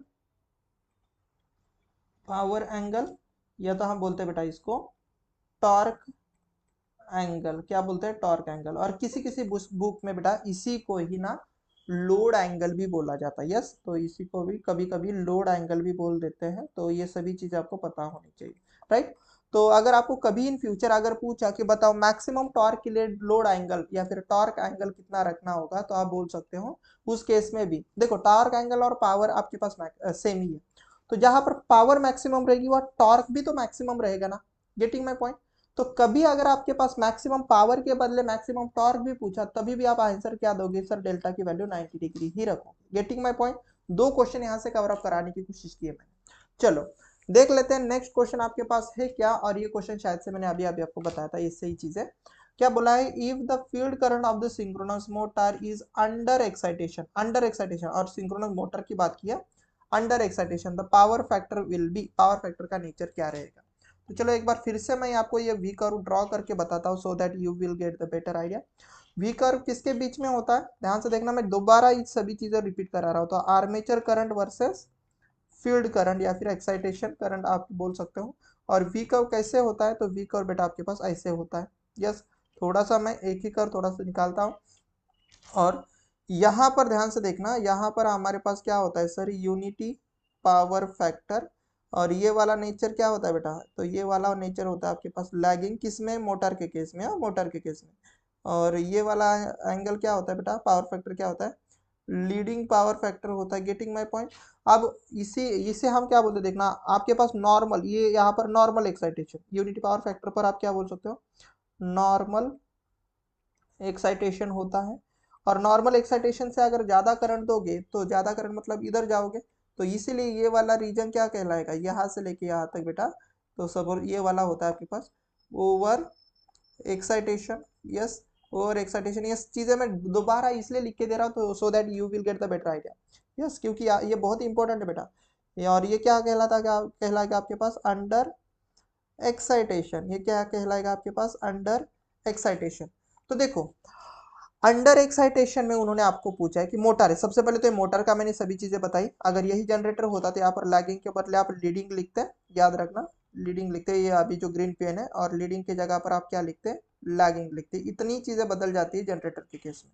अभी आपके लिए मोटर के लिए बात की, मतलब ये रेड वाला पेन क्या बोला है, अंडर एक्साइटेशन मतलब इधर किस तरीके का पावर फैक्टर होता था, बोलोगे लैगिंग पावर फैक्टर। तो वेयर इज योर आंसर, तो देखो लैगिंग पावर फैक्टर। इतना प्यारा सा नन्ना सा क्वेश्चन कितनी बार आया है क्वेश्चन में। ईएससी का क्वेश्चन याद रखना, ईएससी के क्वेश्चन ज्यादातर आपके लिए रेफरेंस क्वेश्चन बन जाते हैं महाट्रांसफो के लिए, तो इसको ऐसे ही छोड़ो मत। This is a very very very important बेटा। ओके, अब अगर आपको कभी भी अगर पूछा जाए कि ओवर एक्साइटेशन में, तो आप क्या बोलोगे, leading power factor, normal excitation में unity power factor. Getting my point. या फिर आपको ऐसा भी बोला जाता है कि लीडिंग पावर फैक्टर कब आता है, तो आपको बोलना है ओवर एक्साइटेशन। आपको बोला जाए कि नॉर्मल एक्साइटेशन में कैसा पावर फैक्टर, तो यूनिटी फैक्टर का, यूनिटी पावर फैक्टर। या फिर उल्टा भी बोल सकता है, यूनिटी पावर फैक्टर का नॉर्मल एक्साइटेशन में। तो ये सब चीजें आपको पता होनी चाहिए। और ये मोटर का याद रखना। और जनरेटर के केस में बस लीडिंग की जगह लैगिंग और लैगिंग की जगह पर लीडिंग कर दोगे तो बात सेम ही है, क्योंकि ये एरिया तो सेम ही रहेगा ना। देखो फील्ड करंट अगर आपके उसके रेटेड करंट, ये रेटेड करंट भी कहलाता है यहाँ पर, ये रेटेड यूनिटी पावर फैक्टर के corresponding rated current. Rated current से अगर कम रहेगा तो अंडर एक्साइटेशन, रेटेड करंट से अगर ज्यादा रहेगा तो उसको बोलते हैं over excitation. That's it. Yes, getting my point. Yes, अब हम देख लेते हैं नेक्स्ट क्वेश्चन है क्या। और ये भी बहुत ही प्यारा सा नन्ना सा क्वेश्चन, क्या कुछ तो बोला होगा। क्या बोला है, और 440 सबसे पहले वोल्टेज दिया है, लाइन वोल्टेज है, और 440 वोल्ट, थ्री फेज है सबसे पहले। एंड आपके पास पोल कितने हैं, 10 पोल आपके पास है। फ्रीक्वेंसी कितनी है, फ्रीक्वेंसी आपके पास 50 हर्ट्ज ऐसा उन्होंने बोला है। Synchronous motor delivering a torque, एक सिंक्रोनस मोटर है जो टॉर्क कितना डिलीवर कर रही है, 50/पाई, इतना टॉर्क वो डिलीवर कर रही है न्यूटन मीटर, राइट। देन उन्होंने बोला है कि डिलीवर्ड पावर क्या रहेगी, देन उन्होंने बेटा बोला है कि पावर क्या रहेगी। अब ये क्वेश्चन कई बार आता है, और एक बेसिक मशीन के बीच में आपको ये चीज पता होनी चाहिए। और ये देख सकते हो कि ये इंजीनियरिंग सर्विसेज में आया हुआ क्वेश्चन। अभी अभी मैंने बेटा आपको एक क्वेश्चन बताया, एक कंसेप्ट बताई थी कि जो पावर होती है किसी भी मशीन में, वो टॉर्क पर प्रोपोर्शनल होती है। और अगर मैं प्रोपोर्शनलिटी कांस्टेंट हटा दूं तो यहाँ पर क्या होती है, एक angular speed multiply by torque होता है। अब एंगुलर स्पीड है क्या, तो अगर आप यहां से देखो आपको पावर ही पूछी, तो एंगुलर स्पीड क्या होती है, तो angular speed 2πn divide by 60। Yes, ये चल क्यों नहीं रहा भाई, 2πn divide by 60 into two pi N divide by 60 into यहाँ पर टी आ जाएगा। अब मशीन कैसी है तो बताओ, मशीन है सर सिंक्रोनस मोटर। मोटर कौन सी है सर? सिंक्रोनस। तो सिंक्रोनस मोटर कौन सी स्पीड से घूमेगी बेटा? तो सर आप बोलोगे सर ये स्पीड लेनी पड़ेगी, वो तो सर सिंक्रोनस स्पीड ही लेनी पड़ेगी ना बच्चा। Getting my point? इसका मतलब सर हम यहाँ पर क्या बोल सकते हैं, तो this power is nothing but 2 pi N S divided by 60। Getting my point? Yes, into torque. ये वाला आपके पास फॉर्मूला बनने वाला। तो सिंक्रोनस स्पीड चाहिए कि नहीं चाहिए आपको? तो आप बोलोगे सर बिल्कुल चाहिए। तो सिंक्रोनस स्पीड एक बार निकाल लेते ना, जो कि हमारे पास 2 पाई एफ डिवाइड बाय क्या रहेगी सर? पी रहेगा। तो 120, 2 पाई एफ में तो 120 इंटू एफ। एफ की वैल्यू कितनी बच्चा? फ्रीक्वेंसी दी है सर 50, और सर पोल कितने है सर? 10 है। तो इसको देखो काटना, और अगर आप देखोगे तो 5 12 जा 60 और ये 0, तो 600 आरपीएम आपके पास आ जाएगी सिंक्रोनस स्पीड। पुट कर दो बस यहाँ पर। तो 2 पाई इंटू यहाँ पर 600 कर लेना। ध्यान से देखना, बिना कैल्सी के भी आप क्वेश्चन सॉल्व कर सकते हो, ऐसा नहीं कि हर बार कैल्सी लगेगी। मल्टीप्लाई बाय टॉर्क की वैल्यू देखो कितनी दी थी आपके पास? 50 डिवाइडेड बाय पाई। तो मैं बोलता हूँ ना कि हमेशा जो ऑथेंटिक क्वेश्चन होते हैं ना, ऑथेंटिक क्वेश्चन वो ऐसे देते जो आपके पास कटते हैं। टेस्ट सीरीज में बहुत सारे आपके पास क्वेश्चन ऐसे मिलते हैं कि जो कटते नहीं। जैसे कि आप यहाँ पर देख सकते हो, जो पाई का जो चीज है देखो आपके पास कट गया। अब ये 60 इसको काटेगा तो यहाँ पर बस 10 ही बचेगा। अब बच्चा बच्चा बोलेगा सर ये 10, 2 मल्टीप्लाई बाय 10 मल्टीप्लाई बाय अगर मैं 50 कर दूँ तो देखो ना, तो कितना हो जाएगा सर? ये 20 मल्टीप्लाई बाय 50, और देखना 5 2 10, और ये 2 जीरो आपके पास ऊपर आ जाएंगे। यस, 2 जीरो आपके पास आ जाएगा, मतलब इतनी पावर मिली। अब देख सकते हो कि ये क्वेश्चन ऑथेंटिक क्वेश्चन है, मतलब एग्जाम में आया हुआ क्वेश्चन है। अब ऐसे ही क्वेश्चन सेम कंसेप्ट के ऊपर आपके पास ना टेस्ट सीरीज में क्वेश्चन बनते हैं। अब टेस्ट सीरीज वाला बंदा है ना, कहाँ से भी कुछ भी कंसेप्ट करके कोई भी टॉर्क दे देगा रैंडम, जो आपके पास यहाँ पर कटेगा ही नहीं, ऐसे नंबर देता है। तो टेस्ट सीरीज में और रियल एग्जाम में यही अंतर होता है कि रियल एग्जाम में इस बात का केयर किया जाता है कि आपके नंबर कटते हैं। यस, तो आपके एग्जाम में ऐसे ही नंबर मिलेंगे जो कटेंगे, जैसे यहाँ पर कटे हैं। आज जो टेस्ट सीरीज में यहाँ पर सपोज वो इसको डिवाइड करके देगा कि सपोज यहाँ पर 23.5 ऐसा डिवाइड, में एक रैंडमली बता रहा हूँ, ऐसा न्यूटन मीटर देगा। तो भाई ये कैलकुलेशन के लिए भी तो डिफिकल्ट है ना। तो याद रखना test series and real exam में अंतर होता है बेटा। रियल एग्जाम टेस्ट सीरीज से कई गुना आपके पास इजी होती है। Yes, getting my point? चलो अब हम देख लेते हैं कि नेक्स्ट क्वेश्चन है क्या। और ये भी क्वेश्चन बहुत ही प्यारा सा नन्हा सा क्वेश्चन है, और ये भी गलती कर लेते इसलिए मैंने रखा है। क्या बोला है? A full load sleep of the synchronous motor. किस किस स्लीप पूछी बच्चा? सिंक्रोनस मोटर की। तो मुझे बताओ, सबसे पहले मोटर जो भी कुछ ना रहे, बट सबसे पहले स्लीप क्या होती है बेटा? तो सर स्लीप जो होती है वो होती है sir difference between synchronous speed minus actual speed divide by synchronous speed. Percentage में चाहिए तो हम करेंगे सर मल्टीप्लाई बाय 100। यस, तो ये स्लिप होती है। अब जैसे कि हमारे पास ये मोटर कौन सी बेटा? अभी अभी आप बोलोगे सर सिंक्रोनस मोटर। कौन सी मोटर है सर? Synchronous motor. और why we are calling the synchronous motor? Because sir ये जो घूमेगी सर, इसका रोटर का स्पीड भी सर सिंक्रोनस स्पीड के बराबर ही होता है, इसीलिए तो हम इसको सिंक्रोनस स्पीड बोलते हैं। ऐसे मशीन जो सिंक्रोनस स्पीड से घूमता है उनको हम सिंक्रोनस मोटर बोलते हैं, या फिर सिंक्रोनस मशीन बोलते हैं बेसिकली। यस, तो ये मोटर सिंक्रोनस मोटर है, तो ये भी कितने के स्पीड से घूमेगी सर? सिंक्रोनस स्पीड से, मतलब ये रोटर की स्पीड भी सिंक्रोनस स्पीड ही रहेगी। अगर मैं इसका स्लिप निकालूंगा तो आप क्या बोलोगे सर? एनएस, और एनआर की जगह पर भी मैं एनएस रखूंगा डिवाइड बाय एनएस कर देंगे बेटा। और यहाँ पर अगर मैं 100 मल्टीप्लाई कर दूं तो आप क्या बोलोगे सर? न्यूमरेटर ही आपके पास 0, तो इसका मतलब सर स्लिप आपके पास 0% बन जाएगी। Getting my point? तो आपके सिंक्रोनस मोटर में कितने परसेंट की स्लिप रहेगी बेटा? तो आप बोलोगे सर 0% की स्लीप रहेगी। Getting my point? ये सिंक्रोनस मोटर की बात करें या आपके पास जनरेटर की बात करें या फिर अल्टरनेटर की बात करें, तो स्लीप आपके पास 0 ही रहेगी। बहुत ही प्यारा सा क्वेश्चन, गलती करते हैं ऐसे भी क्वेश्चन में लोग। यस, अभी आगे क्वेश्चन देख लेते हैं। क्या बोला है? Inverted V curve of the synchronous motor represented by the relation between. किसके बीच में होता है इन्वर्टेड वी कर्व? मैंने अभी अभी बोला था, field current versus power factor. Yes, बोला था ना बेटा? यस। चलो आपके लिए एक बार फिर से दोबारा ड्रॉ करके देता हूँ, सो दैट आप गलती ना करो। और याद रखना ये सिंक्रोनस मशीन का और एक सेशन आएगा आपके लिए, देन उसके बाद पावर सिस्टम स्टार्ट हो जाएगा, अगर आपका फीडबैक अच्छा रहेगा तो। बहुत सारे बच्चे करते क्या है पता है ना, सेशन को देखते बट लाइक क्यों नहीं करते, आई डोंट नो। बेटा आपके लिए मेहनत कर रहा हूँ ना, आपके लिए मेहनत है, मुझे कोई पैसे मिल रहे क्या इस बात के? बताओ मुझे।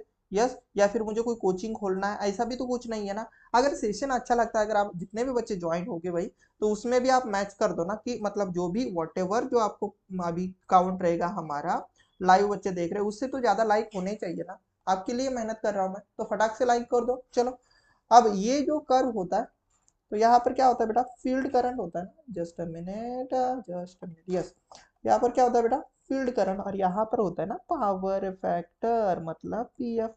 तो ऐसे ही होता है कि नहीं हमारा curve, getting my point, yes, all of you getting this thing, right, yes.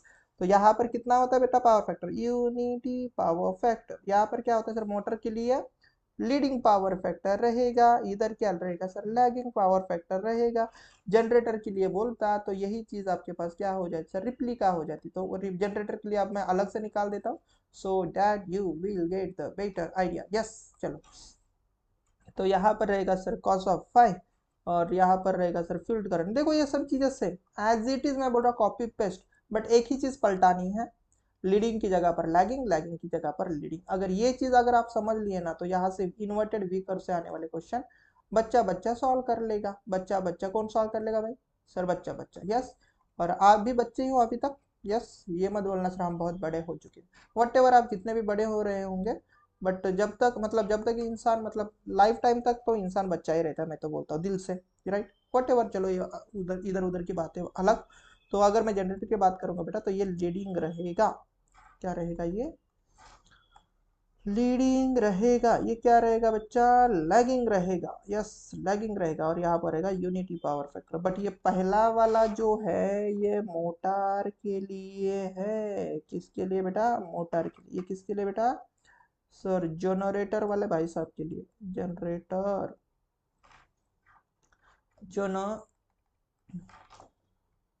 Rater वाले भाई साहब के लिए ये सब चीजें, गेटिंग माय पॉइंट, यस। अब आप गलती नहीं करोगे, तो इस क्वेश्चन का क्या आंसर रहेगा sir, inverted V curve is the curve between field current and power factor, field current power factor and field current, option B is the correct one. Motor के लिए पूछा था, जनरेटर के लिए पूछता तो भी वही रहता, yes.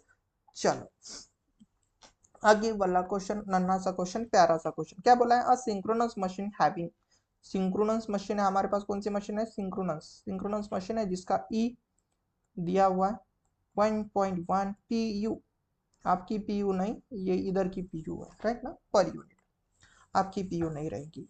Is a feeding to the infinite bus with the voltage, infinite bus मतलब टर्मिनल का वोल्टेज 1 पीयू है, कितना पीयू है, 1 पीयू है, ऐसा बोला है। एंड उन्होंने बोला है the transfer reactance, transfer reactance, yes, कितना है बच्चा, 0.5 पर यूनिट है, पीयू है।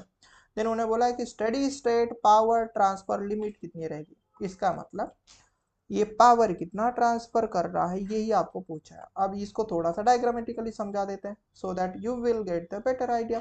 ये हमारे जनरेटर वाले भाई साहब कौन है बच्चा, दिस इज आवर जनरेटर, और ये जनरेटर वाले भाई साहब एक रिएक्टेंस के थ्रू किसको पावर दे रहे हैं, ये दे रहे इनफाइनाइट बस को पावर, राइट। उन्होंने बोला है ये जो जनरेटर वाला भाई साहब है भाई, इसका वोल्टेज है 0.1 पीयू, और ये जो रिएक्टेंस वाला भाई साहब है इनका यूनिट है 0.5 पीयू, और ये जो इनफाइनाइट बस है इसका जो वोल्टेज है वो है हमारे पास 1 पीयू। तो बताओ ये जनरेटर वाले भाई साहब ने, इस जनरेटर वाले भाई साहब ने कितनी पावर इस इनफाइनाइट बस को दी रहेंगी, तो ये आपको पूछा है। तो बच्चा बच्चा बोलेगा सर, एक्टिव पावर का फॉर्मूला होता है sir E V T divided by X S into sine of delta, yes, X S into sine of delta. अब मैं आपको एक चीज समझाने की कोशिश करता हूँ, कभी भी स्टेडी स्टेट पावर की बात करेगा, तो स्टेडी स्टेट पावर की जब भी बात करेगा तो इसका ये मतलब होता है बेटा, तो वो मैक्सिमम पावर के बारे में बात कर रहा है, getting my point. Steady state अगर स्टेडी स्टेट वर्ड आता है, स्टेडी स्टेट अगर आपको कभी वर्ड यूज किया जाए तो इसी का मतलब होता है इक्विवेलेंट टू मैक्सिमम पावर, कौन सी पावर, मैक्सिमम, मैक्सिमम पावर होती है, यस। इसका मतलब आपको मैक्सिमम पावर पूछो, और मैक्सिमम पावर के केस में बेटा डेल्टा वाले भाई साहब कितने हो जाते हैं, 90 हो जाते हैं। मैंने बोला था ना बेटा, अभी अभी अभी बोला था मैंने, डेल्टा की वैल्यू हो जाती 90। तो इसका मतलब सर उन्होंने अगर पी स्टेडी स्टेट पूछा है, स्टेडी स्टेट अगर पूछा है, तो हम क्या बोलेंगे sir, E into we T divided bye, E into we T divided bye access, यही रहेगा ना, यस। चलो पुट कर दो तो तो ई की वैल्यू है 1.1 PU मल्टीप्लाई बाई इसकी 1 डिवाइड बाई एक्सेस की वैल्यू देखना कितनी है 0.5, तो इसको सॉल्व कर लोगे तो 0.2 PU 0.2 PU आपके पास आंसर हो सकता है। तो here it is your PU, right. तो option C is the correct one. ऐसे क्वेश्चन आते हैं तो थोड़ा सा प्यार से नजाकत से देखना। अभी मैं थोड़ा सा मजाक करके पढ़ाता हूँ तो this is my habit basically, तो कोई माइंड ना करना इस चीज से। आगे बहुत ही प्यारा सा नन्हा सा क्वेश्चन क्या बोला है, इसको देख लेते हैं कि क्या बोला भाई साहब ने। The PU synchronous reactance impedance of the synchronous machine is 2 PU। Then बोला है SCR कितना रहेगा। अभी ये सिलिकॉन कंट्रोल रेक्टिफायर नहीं है, ये सिलिकॉन कंट्रोल रेक्टिफायर नहीं है, ये SCR अलग है। यस, इसको बोलते हैं हम शॉर्ट सर्क्यूट रेशियो। क्या बोलते हैं बच्चा? SCR मतलब सिंक्रोनस मशीन में याद रखना, SCR मतलब शॉर्ट सर्क्यूट रेशियो होता है। Yes, short circuit ratio. और इसका जो फॉर्मूला होता है SCR का वो होता है इज इक्वल टू 1 अपॉन आपके पास क्या रहेगा बेटा? XD। यस, क्या होता है आपके पास? 1/XD। या फिर आप ऐसा बोल दो कि XD तो आपको थोड़ा दिक्कत करेगा, आप बोल सकते हो कि 1/, सिंक्रोनस रिएक्टेंस। क्या रहेगा बच्चा? 1/, सिंक्रोनस रिएक्टेंस। यहाँ तक बात क्लियर है? यहाँ तक बात क्लियर ही होनी चाहिए। अब सिंक्रोनस रिएक्टेंस नहीं है बट आपके पास सिंक्रोनस इंपीडेंस दिया गया है, तो क्या ना इसे sir synchronous reactance is replace by synchronous impedance, ऐसे भी मैं कर सकता हूँ ना, क्योंकि ये अप्रोक्सीमेटली सेम ही होते हैं। यस, ये आपके पास अप्रोक्सीमेटली सेम ही होते हैं। Getting my point? चलो, अब अगर मैं यहाँ पर SCR की जगह इसकी वैल्यू पुट कर दूँ तो 1/0.2, तो SCR बनेगा देखना 0.5 SCR। Getting my point? आपका कहाँ पर है बेटा आंसर? आंसर है आपके पास ऑप्शन नंबर सी में। बट इतना ही आंसर दूंगा क्या? नहीं बेटा, यहाँ पर मैं आपको कुछ और भी चीजें दूंगा जो आपके काम की। You know we have a synchronous machine, और सिंक्रोनस मशीन आपके पास किस तरीके के होते हैं? तो सिंक्रोनस मशीन अगर आपके पास सिलेंड्रिकल रहेगा, सिलेंड्रिकल नेचर का अगर आपके पास उसमें रोटर होता है सिंक्रोनस मशीन में, तो बेटा इसमें इस तरीके के मशीन में अगर आपको SCR की वैल्यू पूछी जाए तो यहाँ पर मैं आपको एक रेंज देता हूँ जो है 0.6 से लेके 0.9 SCR के बीच में, इसका PU के बीच में इसकी वैल्यू रहती है। किसकी? SCR की। ये इंपॉर्टेंट है, कभी पूछी जा सकती है। देन उसके बाद अगर आपको पूछा जाए कि भाई जो सेलियंट पोल होता है, सेलियंट रोटर जो होता है आपके पास, सेलियंट पोल जो रोटर होता है, तो उसमें अगर आपके पास SCR की रेंज अगर मैं आपको दे दूँ तो उसमें थोड़ी ज़्यादा होती है, 0.9 से लेके 1.5 PU के बीच में होती है। ये थोड़ा सा आपको दिमाग में चिपका लेना है, क्योंकि एग्जाम में सीधा सीधा आपको पूछा जा सकता है। या फिर आपको SCR की रेंज देगा और आपको बोलेगा कि भाई गेस करो कौन सा रोटर है, राइट। और अगर आपके पास सिंक्रोनस कंडेंसर की बात की जाए, सिंक्रोनस सिंक्रोनस कंडेंसर की बात की जाए, कंडेंसर की बात की जाए तो जो SCR की वैल्यू वाले भाई साहब की जो वैल्यू है वो सपोज आपके पास 0.4 से लेके आप ऐसा बोल सकते हो 0.5 के बीच में आपके पास लाई करेगी। तो इसको थोड़ा सा रेंज थोड़े से इसके याद रखने हैं आपके पास। यस, अब ध्यान से देखना इसके ये SCR से रिलेटेड और भी मैं कुछ कंक्लूजन आपको देता हूँ, कुछ इंपॉर्टेंट चीजें मैं आपको दे रहा हूँ SCR से रिलेटेड। जो SCR होता है ना बेटा, ये डायरेक्टली प्रोपोर्शनल होता है आपके पास साइज ऑफ द मशीन पर। ये क्वेश्चन पूछे जाते हैं, किस पर प्रोपोर्शनल होता है? साइज ऑफ द मशीन पर। अगर साइज बढ़ेगी तो आप क्या बोलोगे सर? कॉस्ट बढ़ेगी। यस, कॉस्ट बढ़ेगी मशीन की। और अगर साइज भी बढ़ेगी तो मुझे और एक चीज बताना कि जब मशीन की साइज बढ़ेगी तो ये साइज किसके वजह से बढ़ सकती है? तो आप बोलोगे सर एयर गैप की वजह से। एयर गैप की वजह से भी आपके पास साइज बढ़ेगी। एयर गैप, एयर गैप की वजह से भी आपके पास क्या बढ़ेगी भाई? साइज बढ़ेगी। Getting my point? यस। और ये जो स्टेबिलिटी है, sorry air gap, air gap length बोल दो इसको, एक सेकंड, ये पेन नहीं दिख रहा होगा ना। एयर गैप लेंथ पर भी ये SCR आपके पास प्रोपोर्शनल होता है। और ये जो SCR है बेटा, ये जो SCR है आपके पास, ये प्रोपोर्शनल रहेगा आपके पास स्टेबिलिटी पर भी प्रोपोर्शनल होता है। यस, स्टेबिलिटी पर भी प्रोपोर्शनल होता है। और अगर मैं बता दूं तो ये जो SCR है वो आपके पास एक्साइटेशन पर भी प्रोपोर्शनल रहेगा। ये कैसे रहेगा मैं आपको थोड़ी देर बाद समझा दूंगा। और ये जो SCR है वो सिंक्रोनाइजिंग पावर पर भी आपके पास प्रोपोर्शनल रहेगा। थोड़ा बस आप लिखते जाना, मैं हर एक चीज आपको समझाऊंगा। और ये जो SCR है आपके पास P आउटपुट पावर पर भी प्रोपोर्शनल रहेगा, बट ये जो SCR है दो चीजों के लिए इनवर्सली प्रोपोर्शनल है, ये बहुत ज्यादा इंपॉर्टेंट चीज है। वो है आपके पास voltage regulation, voltage regulation and ये होता है बेटा आपके पास, ये बहुत ज्यादा इंपॉर्टेंट चीज मैं अभी आपको बता रहा हूँ।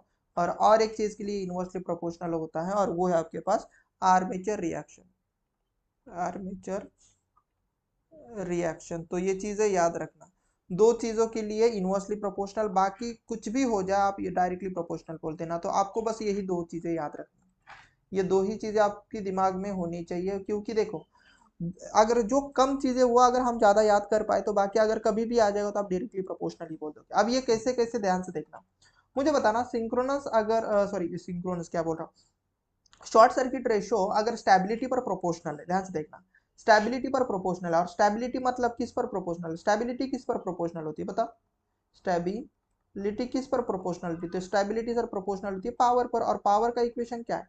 तो sir E into V divide by X S into sine of delta. Yes, तो इसीलिए तो मैं बोलता हूँ ना, इसीलिए तो मैंने अभी अभी बोला बेटा, अगर SCR स्टेबिलिटी पर प्रोपोर्शनल है तो स्टेबिलिटी पावर पर प्रोपोर्शनल है। इसलिए मैं ऐसा भी तो बोल सकता हूँ SCR सीधा सीधा आपके पावर पर प्रोपोर्शनल हो सकती है। Getting my point, getting my point, yes. अब ध्यान से देखना, अब अगर आपको पता है कि अगर पावर हमारे पास सर एक्साइटेशन पर प्रोपोर्शनल है, लिसन केयरफुली, पावर हमारे पास एक्साइटेशन पर प्रोपोर्शनल है बेटा। तो पावर अगर एक्साइटेशन पर प्रोपोर्शनल है तो आप क्या बोलोगे? तो सर हमारा SCR भी किस पर प्रोपोर्शनल रहेगा सर? एक्साइटेशन पर प्रोपोर्शनल रहेगा। Yes, getting my point. तो उम्मीद करता हूँ ये चीज समझ में आ रही होंगी जो मैं समझा रहा हूँ। और एक चीज आपको पता है कि सर जो सिंक्रोनाइजिंग पावर होती है वो सर किसका डेरिवेटिव है रे? या फिर आप इसका पावर का डेरिवेटिव लोगे तो E into V into X S into cos of delta ही होता था। अभी अभी मैंने बोला था बेटा, अभी अभी हमने देखी है। तो मुझे बताओ कि आपका SCR भी आपके सिंक्रोनाइजिंग पावर पर ही प्रोपोर्शनल रहेगा कि नहीं रहेगा? क्यों? क्योंकि सिंक्रोनाइजिंग पावर आई कहाँ से सर? ये ओरिजिनल पावर का डेरिवेटिव लेके। Getting my point. तो इसलिए आप बोल सकते हो कि SCR सर आपके पास सिंक्रोनाइजिंग पावर के लिए भी डायरेक्टली प्रोपोर्शनल है, आउटपुट पावर के लिए भी डायरेक्टली प्रोपोर्शनल है, एक्साइटेशन के लिए भी डायरेक्टली प्रोपोर्शनल है, स्टेबिलिटी पर भी डायरेक्टली प्रोपोर्शनल है। Getting my point, yes. Air gap के लिए डायरेक्टली प्रोपोर्शनल, कॉस्ट के लिए डायरेक्टली प्रोपोर्शनल, साइज के लिए डायरेक्टली प्रोपोर्शनल। बट आपके पास जो वोल्टेज रेगुलेशन है एंड आपके पास आर्मेचर रिएक्शन है बेटा, इसके लिए इनवर्सली प्रोपोर्शनल है। साथ ही साथ अगर आप देखोगे तो मुझे बताना कि आपका SCR डायरेक्टली प्रोपोर्शनल पावर है, बट पावर क्या है sir? E into V divide by X S into sine of delta. तो यहाँ से अगर आप देखोगे तो आप ऐसा ही बोलोगे ना कि सर जो SCR है वो इनवर्सली प्रोपोर्शनल टू एक्सेस है। या फिर मैं ऐसा भी बोल सकता हूँ sir SCR is equal to 1 upon X S भी मैं बोल सकता हूँ। Yes, getting my point. तो इसलिए तो मैंने ये फॉर्मूला लिखा था कि SCR is equal to 1 upon X S. Getting my point, yes. अब तो समझे एटलीस्ट, यस। तो ये चीज आपको पता होनी चाहिए बेटा, बहुत ज्यादा इंपॉर्टेंट। और ये फॉर्मूला याद रखो, इवन दो जी किसके ऊपर क्या क्या इफेक्ट आ रहा है ये भी लिखना है। तो बहुत ही प्यारा सा नन्हा सा क्वेश्चन है, तो इसमें अब हम ज्यादा डिस्कशन नहीं करेंगे। Let's see the next question क्या है आपके पास। A P pole, a 50 hertz alternator is driven by a 60 hertz synchronous motor. ये सेम वैसा ही क्वेश्चन है, सेम वैसा ही क्वेश्चन है। अल्टरनेटर है और ये आपके पास एक मोटर है और ये ड्रिवन कर रही है, मतलब शाफ्ट कपल्ड रहेंगे, इन दोनों के शाफ्ट इस तरीके से कनेक्टेड रहेंगे। ये अल्टरनेटर वाले भाई साहब है और ये मोटर वाले भाई साहब है। इसके पोल P है और इसकी जो फ्रीक्वेंसी सपोज ये हमारे पास 50 हर्ट्स है, is driven by the 60 hertz, मतलब ये 60 हर्ट्स वाले अल्टरनेटर से आपके पास ड्रिवन कर रहा है। फिर उन्होंने बोला कि नंबर ऑफ पोल कितने रहेंगे, इधर मोटर के पोल कितने रहेंगे उन्होंने बोला है, ऐसा ही उन्होंने बोला। जस्ट अब स्पीड दोनों की सेम रहेगी तो हम इन दोनों की सिंक्रोनस स्पीड इक्वल कर सकते हैं ना। क्यों? क्योंकि सर सिंक्रोनस मोटर है तो सिंक्रोनस स्पीड से घूमेगा। शाफ्ट कपल्ड है तो दोनों की सिंक्रोनस स्पीड सेम ही रहेगी। तो 120 F1 में लेता हूँ सपोज अल्टरनेटर के लिए, डिवाइडेड बाई P1 बोल देते हैं, इज इक्वल टू, या फिर मैं P ही बोल दूँ चलो, 120 F1 divide by P is equal to 120 F2 divide by, suppose आप यहाँ पर PM बोल दो मोटर के पोल। तो आप क्या बोलोगे सर? ये देखो 120 कट जाएगा, तो इसको अगर हम सॉल्व कर ले तो कितना हो जाएगा sir? F1 divide by P is equal to F2 divide by PM। तो आप क्या बोलोगे? मोटर के पोल किसके बराबर आ जाएंगे? तो मोटर के पोल हो जाएंगे sir F2 divide by F1 into sir P। तो F2 की वैल्यू कितनी है सर, 60 है सर। F1 मतलब अल्टरनेटर की सर 5 सर, ये P। तो आप अगर सॉल्व कर लोगे देखना सर, ये कट जाएगा, तो 5 कितनी बार काटेगा सर, 1.2 टाइम्स। तो सर आप बोलोगे सर 1.2 इंटू पी आपके पास मोटर के पोल बन जाएंगे। तो वेयर इज योर आंसर, तो answer is in option number A. Yes, इतना प्यारा सा नन्हा सा क्वेश्चन, ऐसे क्वेश्चन हमेशा आते हैं, इसलिए मैंने ऐसे क्वेश्चन रखे हैं। और ये इस टॉपिक से रिलेटेड सिंक्रोनस मशीन या फिर मैं बोलूंगा सिंक्रोनस मोटर या तो जनरेटर, इसके मैं और भी क्वेश्चन लूंगा जिसमें न्यूमेरिकल में ज्यादा सॉल्व करूंगा, ठीक है ना। चलो, अब यहाँ पर उन्होंने बोला है a synchronous motor the maximum value of the torque angle. अभी ये बच्चा बच्चा बोलेगा कि मैंने क्या बोला था बेटा, आपको पीएम कब मैक्सिमम मिलता है, पी मैक्स कब मिलता है, जब मैंने बोला था ना कि टॉर्क एंगल कितना होता है, 90 डिग्री होता है। अब टॉर्क एंड पावर आपके पास डायरेक्टली प्रोपोर्शनल है, ये मैंने अभी रिलेटेड कई बार आपको चीजें मैं बता सकता हूँ, टॉर्क एंड पावर आपके पास डायरेक्टली प्रोपोर्शनल है। तो जहां पर पावर मैक्सिमम रहेगी सर, तो वहां पर टॉर्क भी तो मैक्सिमम रहेगा। मतलब जिस एंगल पर आपके पास पावर मैक्सिमम है जो कि 90 डिग्री है, तो उसी एंगल पर आपके पास टॉर्क भी तो मैक्सिमम होगा। अब इसमें ज्यादा कुछ पढ़ाने जैसा कुछ था ही नहीं बेटा, तो आप क्या बोलोगे sir, synchronous motor the maximum value of the torque angle, वो आपके पास कितना रहेगा, टॉर्क एंगल का मैक्सिमम वैल्यू आपके पास 90 डिग्री हो सकता है, क्योंकि अगर उसके बियॉन्ड जाओगे आप तो अनस्टेबल रीजन में चला जाएगा। तो 90 डिग्री इस क्वेश्चन का आंसर सही रहेगा। यस, क्योंकि अगर 90 डिग्री के बियॉन्ड चले जाओगे बेटा, तो आपका जो आंसर रहेगा ना वो चला जाएगा भाई, गलत हो जाएगा। क्या हो जाएगा, गलत हो जाएगा। यस, और ये क्वेश्चन बहुत ही इंपॉर्टेंट है, और ये आप जो टेस्ट लेते हो उस टेस्ट के हिसाब से ये रिजल्ट आपको मिलते हैं, राइट ना। यस, ये किस लिए आप निकालते हो, आप direct quadrature axis reactance and आपके पास डायरेक्ट एक्सिस रिएक्टेंस निकालने के लिए आप एक स्लिप टेस्ट करके एक टेस्ट परफॉर्म करते हो आपके अल्टरनेटर पर, तो जिसमें आपको एक रिजल्ट मिलता है कि अगर आप सपोज डायरेक्ट एक्सिस में बोल रहा हूँ, डायरेक्ट एक्सिस अगर रिएक्टेंस निकालना चाहते हो, तो आपके पास एक होल्ट मीटर एंड एक एमीटर होता है, उसके रेंजेस का अगर आप रिजल्ट देखोगे तो आपके पास क्या मिलता है, वी मैक्स डिवाइडेड बाय आपके पास क्या होता है, डिवाइडेड बाय होता है बेटा आपके पास आई मिनिमम होता है, V max divide by I minimum. And अगर आप सपोज एक्स क्वाड्रेचर बोलते हो तो यहाँ पर होता है वी मिनिमम डिवाइडेड बाय आपके पास आई मैक्स होता है। ये बहुत ज्यादा इंपॉर्टेंट है, याद रखना। इतनी चीज समझ लो कि सर दोनों जगह पर एक मैक्स है और एक मीन है। This is a very important, ये फॉर्मूले याद रखने के लिए मैं अभी बता रहा। तो दिस इज डी। हाँ, तो एक चीज मैक्सिमम है, जैसे वोल्टेज जहां पर मैक्सिमम है वहां पर करंट मिनिमम है, जहां पर वोल्टेज मिनिमम है वहां पर करंट मैक्सिमम है। तो आप बस कोई तो एक चीज ही याद रख लेना। डायरेक्ट एक्सिस का अगर याद रख लेते हो तो देखो सबसे पहले तो ये तो वोल्टेज डिवाइड बाय करंट का ही रेशियो आएगा, क्योंकि रिएक्टेंस है बेटा, रिएक्टेंस हमेशा वोल्टेज डिवाइड बाय करंट ही आएगा, तो रिएक्टेंस है तो वोल्टेज डिवाइड बाय करंट ही आएगा। तो किसी एक के लिए आप याद रखना कि वोल्टेज मैक्सिमम है कि मिनिमम है। मैं तो बोलता हूँ क्या, डायरेक्ट एक्सिस के लिए याद रखो कि डायरेक्ट एक्सिस के लिए वी मैक्स है। देन अगर ये मैक्स समझ में आ गया तो भाई करंट तो मिनिमम ही आएगा। और इसके लिए याद रखना डायरेक्ट के लिए मैक्स है तो क्वाड्रेचर के लिए क्या आ जाएगा, मीन आ जाएगा। तो इस तरीके से अगर याद रख लोगे तो ये चीजें बहुत आसान है, और ये स्लिप टेस्ट में से हम निकालते हैं direct axis and quadrature axis, यहाँ से भी थ्योरी में क्वेश्चन आ सकता है। तो ये भी याद रखना कि direct axis and quadrature axis निकालने के लिए हम कौन सी टेस्ट परफॉर्म करते हैं हमारे मशीन के ऊपर, तो आपको बोलना है स्लिप टेस्ट। यस, ये कौन से टेस्ट का रिजल्ट है बेटा, तो इसको हम बोलते हैं slip test. Yes, slip test. Yes, किसके लिए, to measure the direct and quadratic axis. तो इसको मैं लिखता हूं, इसको हम बोलना direct axis, direct axis reactance, right. और इसको हम क्या बोलेंगे बच्चा, quadrature axis reactance, quadrature axis reactance आपके पास ये चीज रहेगी। थोड़ा अच्छे से लिख लेता हूँ, रिएक्टेंस ये रहेगा। तो बस कुछ नहीं, फॉर्मूले में पुट कर देना। तो अगर मुझे एक्स डी चाहिए तो वी मैक्स ध्यान से देना, यहाँ पर वी मैक्स कहाँ पे, तो आप बोलोगे सर 30, आई मीन कहाँ पर है, तो आप बोलोगे सर 6.5।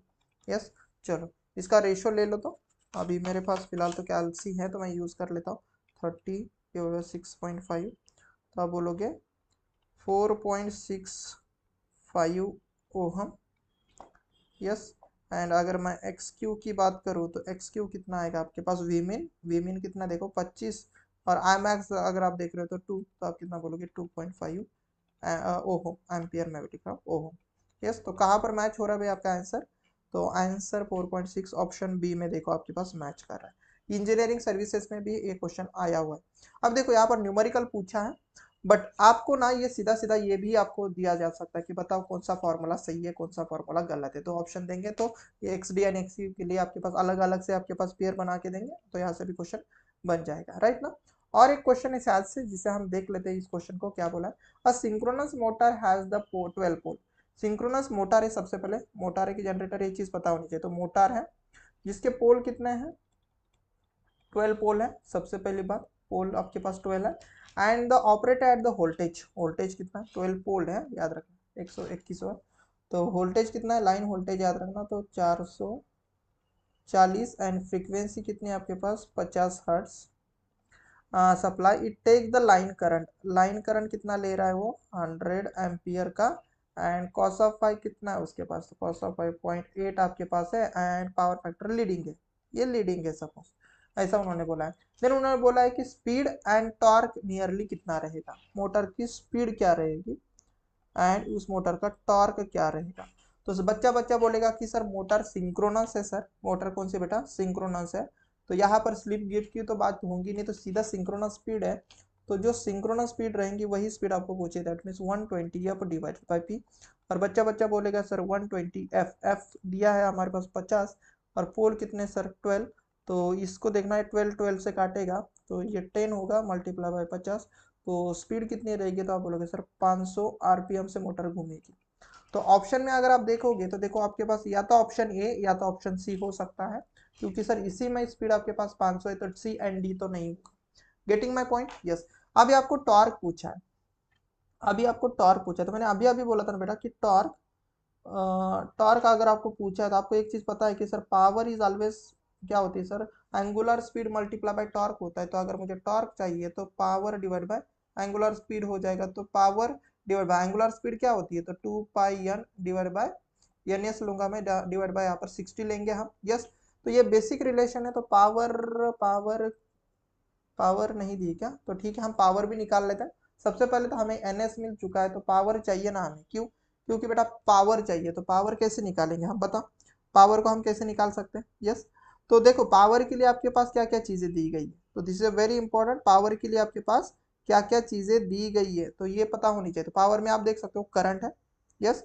पावर में आपके पास क्या है बेटा, यहाँ पर ध्यान से देखना, पावर में आपके पास क्या है, करंट है, कहाँ पर गया, ये करंट है, तो लाइन करंट आपके पास दिया हुआ है, लाइन वोल्टेज आपके पास दिया हुआ है, एंड आपके पास क्या और चीजें क्या दी हुई ध्यान से देखो, तो और यहाँ पर अगर आप ध्यान से देखते हो तो यहाँ आपके पास और चीजें दी गई है, और वो है आपके पास कहाँ, वोल्टेज दिया गया। पावर क्या होती है, थ्री फेज है, तो √3 VL IL into cos of five, ये बेसिक सा फॉर्मूला है ना, यस। तो चलो इसी से ही निकाल लेते, तो आप क्या बोलोगे √3, VL की वैल्यू कितनी बेटा 440, IL की वैल्यू कितनी है, IL आपके पास 100, पावर फैक्टर 0.8 है। चलो आई हैव अ कैल्सी, मैं कैल्सी यूज कर लेता, √3 मल्टीप्लाई बाय 440, अरे अच्छे से कर लेता हूँ, 0.8 मल्टीप्लाई विथ, उल्टा कर लेता हूँ 100 मल्टीप्लाई विथ 440 मल्टीप्लाई विथ √3, तो पावर आप देख सकते हो कितनी मिली आपके पास, यस ये मिली आपके पास 60968.188, इतनी वॉट मिली है, यस इतनी वॉट की मिली है।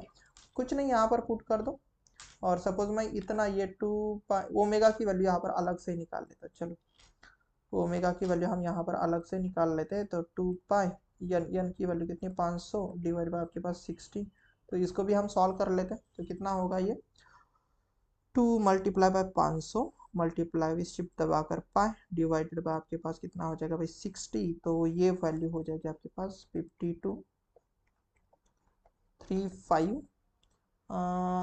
ठीक है, ये रेडियन पर सेकेंड आपके पास बन जाएगा, रेडियन पर सेकेंड नहीं, ये तो आपके पास स्पीड है ना, यस एंगुलर स्पीड है, इसको ऐसे रहने दो, रिवॉल्यूशन पर मिनट हो जाएगा आपके पास, वॉट एवर।